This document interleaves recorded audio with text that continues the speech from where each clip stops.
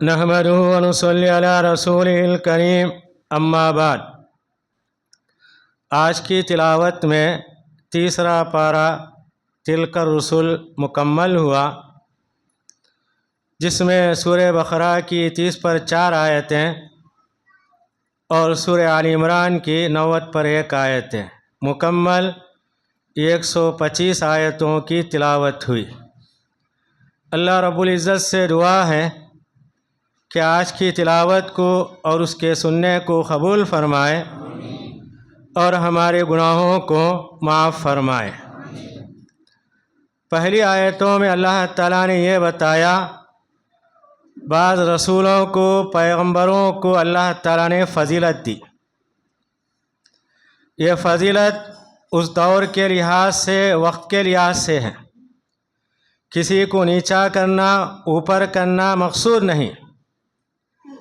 تو اللہ تعالیٰ کا فرمان ہے، اللہ تعالیٰ نے بعض پیغمبروں سے کلام کیا، بات کیا، آدم علیہ السلام سے، موسیٰ علیہ السلام سے، نبی کریم صلی اللہ علیہ وسلم سے، اور عیسیٰ ابن مریم کو اللہ تعالیٰ نے واضح اور کھلی نشانیاں عطا فرمائی۔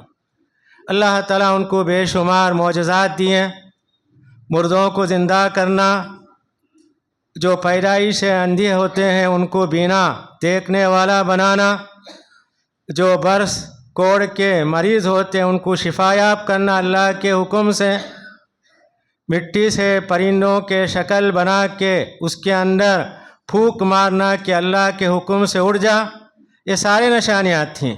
تو اللہ تعالیٰ کہتے ہیں کہ ہم نے بعض پیغمبروں کو، بعض پیغمبروں پر فضیلت دی۔ یہ اللہ کا ایک بڑا انعام ہے۔ کسی پیغمبر کی تنقیص کرنا، کسی کے درجے کو کم کرنا مقصود نہیں ہے۔ مدینہ کے بازار میں ایک یہودی تمام کے سامنے یہ کہا، قسم ہے اس ذات کی جس نے موسیٰ علیہ السلام کو فضیلت والا بنایا۔ یہ سننا تھا ایک مسلمان اس یہودی کو تھپڑ مارتا اور کہتا ہے کہ محمد صلی اللہ علیہ وسلم تمام پیغمبروں پر افضل ہیں۔ یہودی نبی کریم صلی اللہ علیہ وسلم کے پاس جا کے شکایت کیا تو نبی کریم صلی اللہ علیہ وسلم نے کہا، مجھے کسی پیغمبر پر فضیلت مت دو، میں اللہ کا بندہ، اس کا رسول۔ پھر نبی کریم صلی اللہ علیہ وسلم نے کہا، قیامت کے دن سور پھونکا جائے گا، سب سے پہلے میں قبر سے باہر نکلوں گا، میں دیکھوں گا کہ موسیٰ علیہ السلام اللہ کے عرش کو تھامے ہوئے ہیں۔ آپ نے کہا، مجھے معلوم نہیں، دنیا کے اندر انہوں نے اللہ کو دیکھنے کا اصرار کیا، اللہ کی تجلی ظاہر ہوگی، وہ بے ہوش ہو کر گر گئے۔ تو نبی کریم صلی اللہ علیہ وسلم کہتے ہیں، دنیا کی بے ہوشی کی وجہ سے اللہ تعالیٰ آخرت کی بے ہوشی کو ان سے مستثنیٰ کر دیا، یا مجھ سے پہلے وہ ہوش آنے والے ہیں، مجھے معلوم نہیں۔ تو اللہ تعالیٰ نے بتایا، یہ پیغمبروں کی فضیلت، یہ درجہ بندی، یہ اللہ کی مرضی ہے۔ کسی پیغمبر کو نیچا کرنا، ان کے درجے کو کم کرنا مخصوص نہیں ہے۔ ہم سے بھی کہا گیا کہ تمام پیغمبروں پر، رسولوں پر ایمان لاؤ۔ ہم کسی پیغمبر کو آپس میں تفریق کی نظریے سے نہیں دیکھیں گے۔ اس کے بعد مشہور آیت الکرسی ہے۔ اس کی فضیلت کے بارے میں جانتے ہیں، نبی کریم صلی اللہ علیہ وسلم نے حضرت ابو ہریرہ رضی اللہ تعالیٰ عنہ کو رمضان کے زکوٰۃ کی مال کی حفاظت کے لیے مسجد نبوی میں متعین کر دیا۔ رات میں وہ نگرانی کر رہے تھے، ایک آدمی آتا ہے، مال اٹھا کر اپنے چادر میں ڈال لیتا ہے۔ تو حضرت ابو ہریرہ رضی اللہ تعالیٰ عنہ نے اس کا ہاتھ پکڑ لیا اور یہ کہا، صبح میں تجھے نبی کریم صلی اللہ علیہ وسلم کے سامنے پیش کروں گا۔ اس نے کہا، میں مجبور ہوں، محتاج ہوں، بچے والا ہوں، اس لیے میں نے یہ حرکت کی، چھوڑ دیتے ہیں۔ صبح ہوئی، نبی کریم صلی اللہ علیہ وسلم نے پوچھا، تمہارے ساتھی کا حال کیا ہوا؟ وہ پریشان ہو گئے۔ مسجد کے اندر میں تھا، وہ آدمی تھا، تیسرا آدمی نہیں تھا۔ نبی کریم صلی اللہ علیہ وسلم نے کہا، پھر وہ آج آئے گا۔ تو نبی کریم صلی اللہ علیہ وسلم کی بات سن کر اس کے انتظار میں بیٹھے ہوئے تھے، وہی آدمی آیا، مال اٹھا کر جمع کرنے لگا۔ حضرت ابو ہریرہ رضی اللہ تعالیٰ عنہ اس کے ہاتھ کو پکڑ لیتے ہیں، کہتے ہیں کہ میں صبح نبی کریم صلی اللہ علیہ وسلم کے پاس تجھے پیش کروں گا، اس نے کل سے زیادہ اپنی ضرورت مندی کا اظہار کیا، چھوڑ دیتے ہو۔ صبح ہوئی، نبی کریم صلی اللہ علیہ وسلم نے پوچھا تمہارے ساتھی کا حال کیا ہوا؟ تو حضرت ابو ہریرہ رضی اللہ تعالیٰ عنہ نے کہا اس نے کل سے زیادہ مجبوری کا اظہار کیا، میں نے چھوڑ دیا۔ نبی کریم صلی اللہ علیہ وسلم نے کہا وہ آج آئے گا۔ انتظار میں تھے، آیا، مال اٹھا کے جمع کرنے لگا۔ انہوں نے اس کا ہاتھ پکڑ لیا، اس نے کہا چھوڑ دو، میں تم کو چند کلمات سکھاؤں گا، دوبارہ تمہارے پاس کوئی نہیں آئے گا۔ اس نے کہا کیا ہے؟ آیت الکرسی، یہ فضیلت والی آیتیں اس کے سامنے حضرت ابو ہریرہ رضی اللہ تعالیٰ عنہ کے سامنے پڑھ کے سنایا، انہوں نے چھوڑ دیا۔ صبح ہوئی، نبی کریم صلی اللہ علیہ وسلم نے پوچھا تمہارے ساتھی کا حال کیا ہوا؟ انہوں نے کہا اس نے ایسا کہا، چند کلمات سکھا کے گئے۔ نبی کریم صلی اللہ علیہ وسلم نے پوچھا وہ کون تھا تمہیں معلوم؟ انہوں نے کہا نہیں، وہ شیطان تھا، جھوٹا تھا، مگر صحیح بات بتا کے گیا۔ تو یہ آیت الکرسی کیا ہے؟ ہماری حفاظت کرنے والی ہے، ہماری چیزوں کی حفاظت کرنے والی ہے۔ اس کے اندر اللہ تعالیٰ نے اپنی صفتوں کا ذکر کیا، اللہ لا الہ الا ہوں، اللہ صرف عبادت کے لائق ہے، اس کے سوا کوئی نہیں۔ الحی القیوم، وہ زندہ ہے، تمام کی نگرانی کرنے والا ہے۔ لا تأخذہ سنۃ ولا نوم، نہ اسے نیند آتی ہے، اونگ آتا ہے۔ لہ ما فی السماوات وما فی الارض، جو کچھ آسمانوں میں ہے، زمین میں اس کی ملکیت ہے، اس کی پراپرٹی ہے۔ من ذا الذی یشفع عندہ الا بإذنہ، قیامت کے دن کوئی اس کے نزدیک کسی کی سفارش نہیں کرے گا جب تک کہ اللہ تعالیٰ اجازت نہ دے۔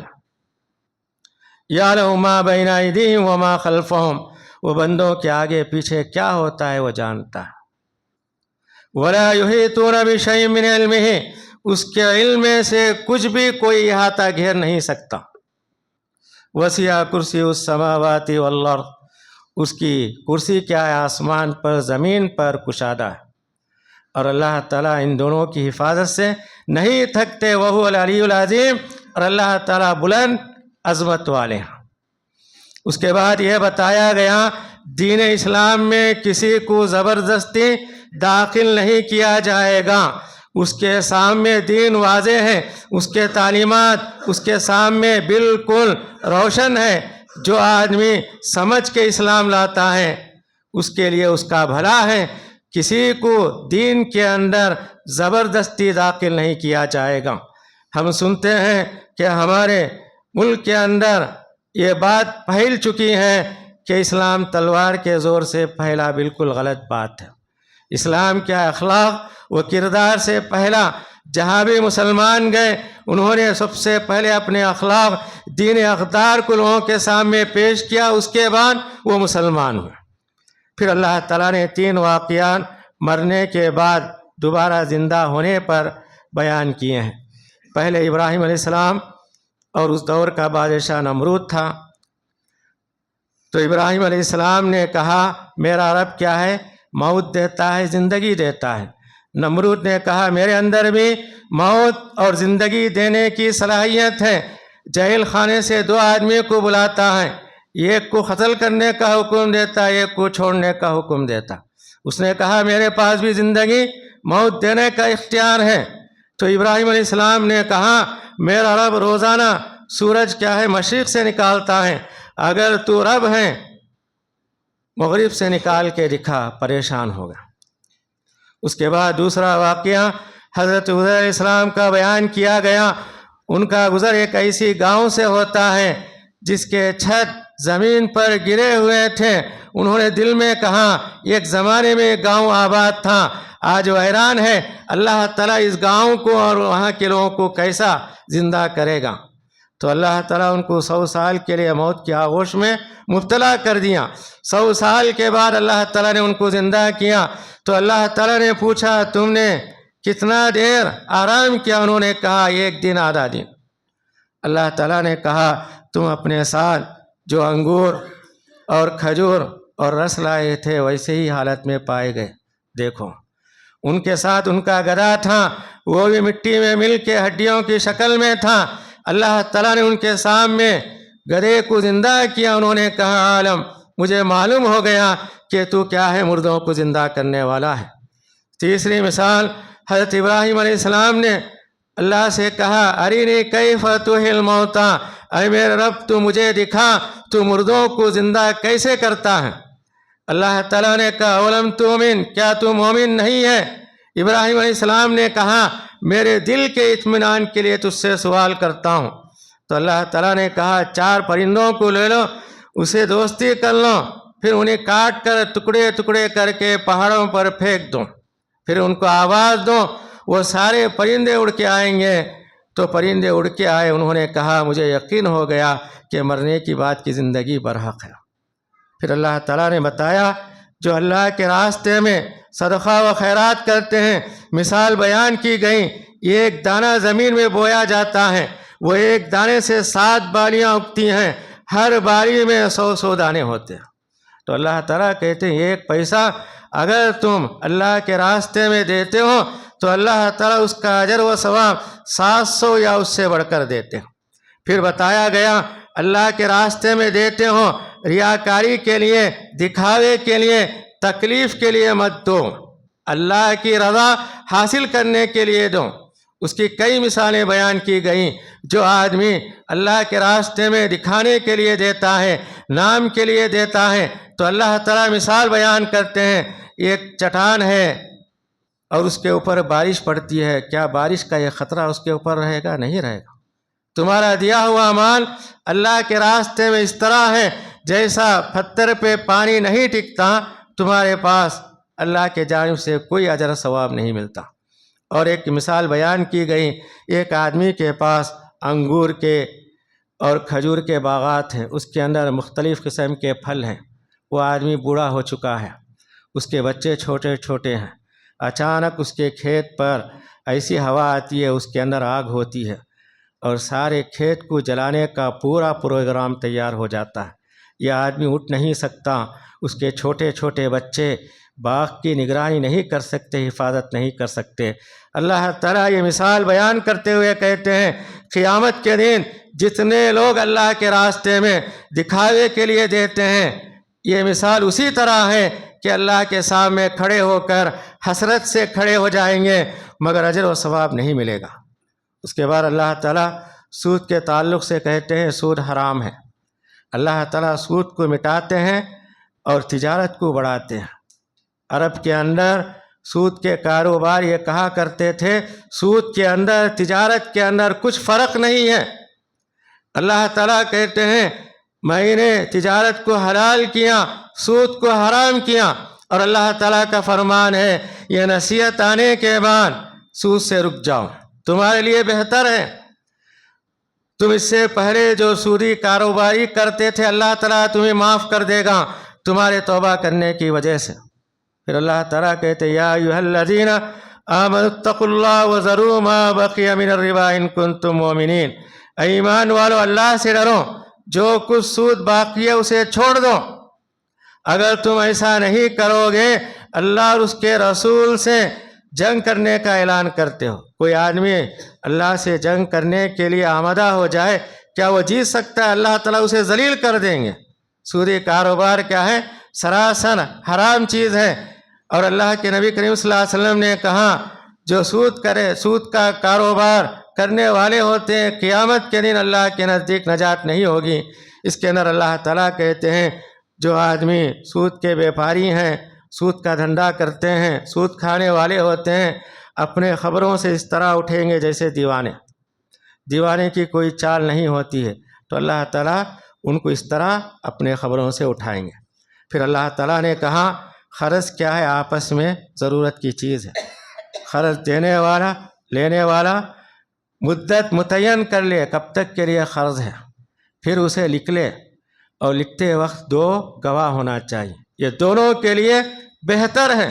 اکثر ایسا ہوتا ہے دوستی کے اندر اسے لحاظ نہیں رکھا جاتا، مگر ضرورت پڑنے پر آدمی مکر جاتا ہے۔ تو اللہ تعالیٰ کہتے ہیں یہ قرض کا معاملہ ہے، اس کی مدت متعین ہونا چاہیے، اور 2 گواہ کے درمیان لکھا پڑھائی کے ذریعے یہ چیز محفوظ رکھ لی جائے۔ قرض کی وبا بڑی بیماری ہے۔ نبی کریم صلی اللہ علیہ وسلم کے دور میں اگر کوئی جنازہ آتا تو آپ پوچھتے اس کے اوپر کوئی کسی کا حق ہے یا آدمی کسی کا قرض باقی ہے؟ اگر کہا جاتا تو نبی کریم صلی اللہ علیہ وسلم کہتے ہیں میں تمہارے ساتھی کی نماز نہیں پڑھاتا، تم خود پڑھا لو۔ اگر کوئی کہتا میں اس کا ذمہ لیتا ہوں تو نبی کریم صلی اللہ علیہ وسلم اس کی نماز ادا کیا کرتے تھے۔ اور سورہ بقرہ کی 2 آیتیں جس کی فضیلت کے بارے میں ہم جانتے ہیں، یہ 2 آیتیں نبی کریم صلی اللہ علیہ وسلم کو معراج میں تحفے کے طور پر دی گئی۔ ان 2 آیتوں کے تعلق سے حدیث میں آتا ہے جو کوئی آدمی اس کی تلاوت کرے گا یہ 2 آیتیں اس کے لیے کافی ہیں۔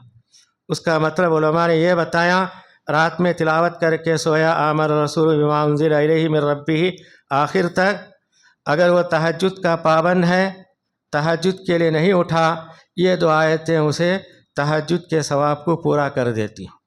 دوسرا معنی یہ بتایا گیا، یہ 2 آیتیں تلاوت کر کے سو گیا، اسی حالت میں مر گیا، وہ جنتی ہے۔ اس کی بڑی فضیلت ہے، اس کی تلاوت کرنا چاہیے۔ آخری آیت جس کے اندر اللہ تعالیٰ نے ہمیں دعا سکھائی کہ اللہ کے دربار میں ہم کس طرح دعا کرنا چاہیے۔ اللہ کے دربار میں دعا کرتے ہیں، اے اللہ اگر ہم بھول جائیں یا غلطی کر جائیں تو ہم کو معاف فرما، ہمارے اوپر ایسا بوجھ نہ ڈال جسے ہم نہ اٹھا سکیں۔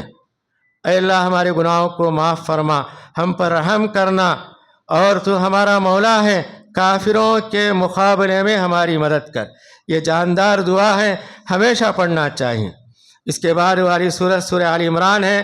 سورہ بقرہ اور سورہ آل عمران کی فضیلت کے بارے میں ایک حدیث میں آتا ہے، جو کوئی اس کی تلاوت کرے گا قیامت کے دن یہ 2 سورتیں اس کے سر کے اوپر بادلوں کی شکل میں سایہ دیں گے، یا پرندوں کی جماعت کی شکل میں یہ 2 سورتیں اس کے اوپر رہیں گی، اور یہ 2 سورتیں اس کے لیے شفاعت کریں گے۔ پہلی آیت کے اندر اللہ تعالیٰ نے اپنی عظمت کا ذکر کرتے ہوئے کہا، اللہ لا الہ الا هو الحی القیوم، اللہ کے سوا کوئی عبادت کے لائق نہیں، وہ زندہ ہے، کائنات کو تھامنے والا، اس کی نگرانی کرنے والا ہے۔ اللہ کی ذات کیا ہے؟ زندہ ہے، اور اللہ کی ذات ہمیشہ سے زندہ ہے، ہمیشہ زندہ رہے گی۔ کائنات کو وہی تھامنے والا، اس کی نگرانی کرنے والا ہے۔ پھر اللہ تعالیٰ کہتے ہیں هو الذی یصورکم فی الارحام کیف یشاء، اللہ تعالیٰ ماں کے پیٹ کے اندر تصویر بنانے والا وہی اکیلا ہے۔ دنیا کے اندر کتنے مائیں حاملہ ہوتی ہیں، اللہ تعالیٰ 7 آسمان کے اوپر ہے، ہر ماں کے پیٹ کے اندر اللہ تعالیٰ اس کے بچے یا بچی کی تصویر بناتے ہیں۔ یہ اللہ کی قدرت ہے۔ هو الذی یصورکم فی الارحام کیف یشاء، وہ تصویر بنانے والا ہے، صورت شکل بنانے والا ہے۔ جتنی تصویر آج تک بنایا، قیامت تک بنانے والا ہے، اس کی تصویر پر کوئی اعتراض کرنے والا نہیں۔ یہ اس کی قدرت ہے۔ مائیں دنیا کے اندر لیٹتی ہیں، کھڑی ہوتی ہیں، سوتی ہیں، کام کاج کرتی ہیں، مگر اس کی تصویر کے اندر کوئی فرق خلل واقع نہیں ہوتا۔ اس کے بعد اللہ تعالیٰ نے حضرت مریم علیہ السلام، ان کے والدہ کا، پھر عیسیٰ علیہ السلام کا ذکر کیا۔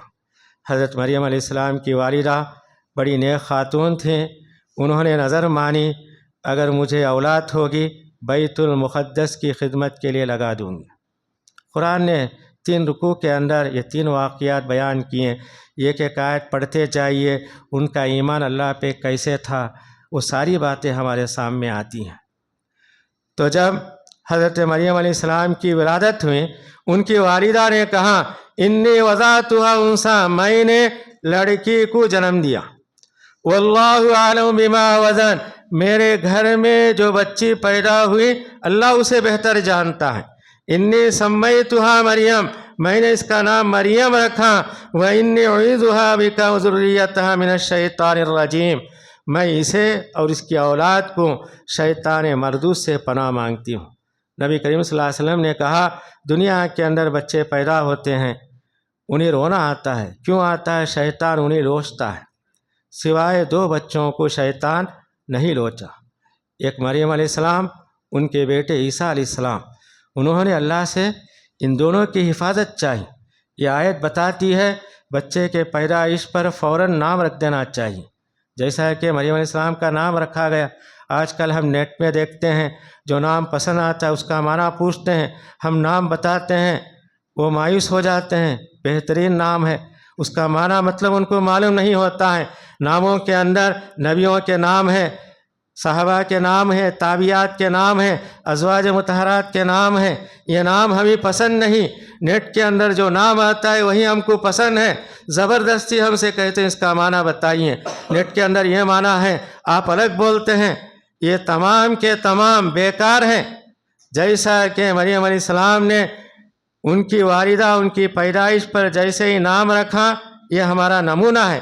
پھر اپنی اولاد کے لیے اللہ سے شیطان مردود سے پناہ مانگنے کی تعلیم دی گئی۔ اس کے بعد انہوں نے اپنے نظر کے مطابق مریم علیہ السلام کو بیت المقدس کے حوالے کر دیا۔ اس کے نگران حضرت زکریہ علیہ السلام تھے، ان کے لیے الگ کمرہ متعین کر دیا۔ ان کے کمرے کے اندر بے موسم کے پھل آیا کرتے تھے۔ حضرت زکریہ علیہ السلام کو تعجب ہوا، انہوں نے کہا میں تمہارا نگران ہوں، میرے مرضی کے بغیر، میری اجازت کے بغیر کوئی تمہارے کمرے میں نہیں آتا، یہ پھل کہاں سے آئے؟ انہوں نے کہا ہوا من عند اللہ، یہ اللہ کے جانب سے ہے۔ ان اللہ یرزق من یشاء، اللہ جسے چاہتا ہے روزی دیتا ہے۔ حضرت زکریہ علیہ السلام نے اس منظر کو دیکھا، وہ بوڑھے ہو چکے تھے، ان کے پاس اولاد نہیں۔ انہوں نے خیال کیا جب ایک بچی کو اللہ تعالیٰ میری نگرانی میں مجھے بتائے بغیر بے موسم کا پھل دے سکتا ہے، کیا میں بوڑھا ہوں، کیا مجھے اولاد نہیں دے گا؟ انہوں نے اللہ سے دعا کی ربی حب لی من لدنک ذریۃ طیبہ، اے میرے پروردگار تو مجھے اپنے جانب سے پاک اولاد عنایت فرما۔ اللہ تعالیٰ نے ان کی دعا کو قبول کیا۔ وہ نماز کی حالت میں ہوتے ہیں، فرشتہ آ کر انہیں خوشخبری دیتا ہے، ان کو بھروسہ نہیں ہوتا۔ انہوں نے اللہ سے اولاد کی درخواست کی، اللہ تعالیٰ نے توبہ یعنی دعا کو قبول کیا۔ بشارت سنائی جاتی، وہ کہتے ہیں میں بوڑھا ہوں، میری عورت بانجھ ہے، کیسے لڑکا ہوگا؟ یہ اللہ کا حکم ہے۔ انہوں نے نشانی طلب کی تو اللہ تعالیٰ نے کہا 3 دن تک تم بات نہیں کرو گے، صبح شام تم اللہ کی تسبیح بیان کرو۔ اس کے بعد اللہ تعالیٰ نے یحییٰ علیہ السلام ان کو عطا کیا۔ اس کے بعد اللہ تعالیٰ نے عیسیٰ علیہ السلام کا ذکر کیا۔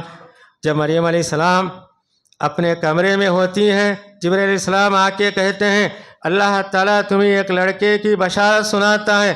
وہ کہنے لگتی ہیں مجھے لڑکا کیوں ہوگا، آج تک کسی مرد نے مجھے نہیں چھوا۔ انہوں نے کہا اللہ کا حکم ہے، اللہ کسی چیز کو کہتا ہے کہ ہو جا، وہ چیز ہو جاتی۔ پھر اللہ تعالیٰ نے ان کے بارے میں کہا یہ بچہ بڑا ہوگا، گود میں بات کرے گا، بنی اسرائیل کے لیے پیغمبر ہوگا، اللہ تعالیٰ تورات انجیل کی تعلیم دے گا اور بنی اسرائیل کی طرف رسول بنا کے جائے گا۔ اس کے بعد انہیں لڑکا عطا ہوا۔ اس کی بات کی تفصیلات سورہ مریم کے اندر ہے، وہاں بتایا جائے گا۔ اس کے بعد اللہ تعالیٰ نے عیسیٰ علیہ السلام کی پیدائش، آدم علیہ السلام کی پیدائش کا ذکر کیا۔ عیسیٰ علیہ السلام کی پیدائش پر لوگ پریشان ہو جاتے ہیں، اس میں پریشانی کی بات نہیں۔ جس طرح اللہ تعالیٰ نے آدم علیہ السلام کو بغیر ماں باپ کے پیدا کیا، اسی طرح عیسیٰ علیہ السلام کو بغیر باپ کے پیدا کیا، اس میں کوئی تعجب کی بات نہیں۔ اس کے بعد اللہ تعالیٰ نے اہل کتاب کا ذکر کیا۔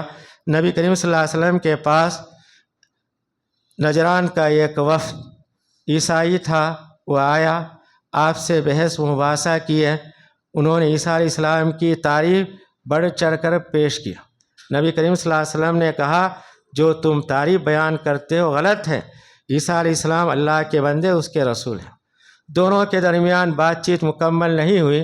اس دور کا اصول تھا اگر 2 جماعتیں آپس میں کسی بات پر قائم نہیں ہوتے ہیں، دونوں ایک میدان میں کھڑے ہو کر ایک دوسرے پر بددعا کی لعنت دیتے ہیں، ہم میں جو باطل پر ہے، جھوٹ پر ہے، وہ برباد ہو جائے۔ تو نبی کریم صلی اللہ علیہ وسلم تیار ہو گئے، اپنے ساتھ اپنے داماد، بیٹی، دونوں نواسوں کو لے کر آئے۔ ادھر نجران کا وفد آپس میں مشورہ کیا یہ نبی سچا لگتا ہے، اگر ہم ان کے بات میں آ کر بددعا کے لیے جمع ہو جائیں، اگر ہم بددعا کریں وہ بددعا ہمارے اوپر لازم ہو جائے گی، ہم مر جائیں گے، بہتر یہی ہے یہاں سے نکل جائے۔ انہوں نے نبی کریم صلی اللہ علیہ وسلم سے کہا ہم جزیہ دینے کے لیے، ٹیکس دینے کے لیے راضی ہیں، وہ چلے جاتے ہیں۔ تو اللہ تعالیٰ ان سے کہتے ہیں اہل کتاب یعنی اللہ تعالیٰ ان کو تورات انجیل دیا، مسلمانوں سے کہتے ہیں اگر ان کے درمیان تم تبلیغ کرنا چاہتے ہو یہ بات پیش کرو، ہمارا رب بھی اللہ ہے، تمہارا رب بھی اللہ ہے، ہمارے پاس کیا ہے؟ اللہ کے سوا کسی کی عبادت نہیں کریں گے، تم بھی مانتے ہو اللہ کے سوا کسی کی عبادت نہیں کریں گے، دونوں کے اندر یہ بات مشترک ہے، آج آ جاؤ ہم اللہ کی عبادت کریں گے، اس کے ساتھ کسی اور کو شریک نہیں کریں گے۔ اس کے بعد یہودی عیسائی یہ کہا کرتے تھے کہ ابراہیم علیہ السلام یہودی تھے، عیسائی کہتے تھے عیسائی تھے۔ قرآن کہتا ہے کہ ابراہیم علیہ السلام نہ یہودی تھے نہ عیسائی تھے، یہودی اور عیسائی سے پہلے ابراہیم علیہ السلام آئے تھے، ان کی اولاد میں موسیٰ علیہ السلام تھے، ان کی اولاد میں عیسیٰ علیہ السلام تھے، تو ابراہیم علیہ السلام کیسے یہودی اور عیسائی ہو سکتے تھے؟ ابراہیم علیہ السلام کیا تھے؟ وَلَكِنْ كَانَ حَنِيفًا مُسْلِمًا، ایک اللہ کی عبادت کرنے والے، یکسو ہو کر اللہ کی طرف دعوت دینے والے تھے، مشرکوں میں سے نہیں تھے۔ اس کے بعد اللہ تعالیٰ نے یہودیوں کی ایک بری عادت کا ذکر کیا، عرب کے جاہل لوگوں کی امانت لے کے رکھا کرتے تھے، ان میں سے اکثر ان کی امانت کو کھا جاتے تھے۔